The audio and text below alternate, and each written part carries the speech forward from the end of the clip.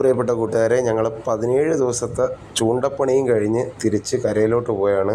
എല്ലാവരും നല്ല ഉറക്കമാണ്. ഇത് ആ കാണുന്നത് ചൂണ്ടയിട്ട് വെക്കുന്ന ബോക്സാണ്. ഇത് ഫ്രിഡ്ജല്ല, അത് നമ്മുടെ ക്യാരിയർ വെള്ളമാണ്. ബാക്കിൽ കൂടെ ഒരു മദർഷിപ്പ് പോകുന്നുണ്ട്. അതായത് ഇപ്പം ബോട്ട് നമ്മൾ ആങ്കർ ചെയ്യത്തില്ല, പാരഷൂട്ട് ഇട്ടാണ് കിടക്കുന്നത്. പാരഷൂട്ട് എന്ന് പറഞ്ഞാൽ പറന്നു വരുന്നതല്ല, വെള്ളത്തിനകത്ത് ഇടുന്ന പാരഷൂട്ടുണ്ട്. അപ്പം എന്തെങ്കിലും തരത്തിൽ ഒരു ഡോൾഫിൻ്റെ കിള വന്നാൽ അതിനകത്ത് കേരമീൻ കാണും, പന്നിക്കേര, അതായത് വലിയ കേര കാണും. അപ്പോൾ അതിനെ പിടിക്കാൻ വേണ്ടിയിട്ടാണ് ഈ ക്യാരിയർ വെള്ളം കൊണ്ടുവന്നത് സ്പെയറായിട്ട്. ഇത് ആ പോകുന്ന ഒരു ഷിപ്പാണ്, അത് ബോട്ടല്ല. എല്ലാവർക്കും നല്ല ക്ഷീണമുണ്ട്. സ്റ്റിയറിംഗ് എന്നെ ഏൽപ്പിച്ചിട്ട് സ്രാങ്ക് കിടന്നുറങ്ങിയാണ്. ഫ്രണ്ടിൽ ഞങ്ങൾ തുണിയെല്ലാം കഴുകി നിരത്തിയിട്ടിട്ടുണ്ട്. കാരണം ഇവിടെ വേറെ കയറൊന്നും കെട്ടിയിടാൻ സെറ്റപ്പില്ല. പിന്നെ 100 നോട്ടിക്കുള്ള നീളം ഇതിനില്ല. ഇത് മട്ട് ബോട്ടാണ്, വലിയ ഫിഷിംഗ് ബോട്ടല്ല.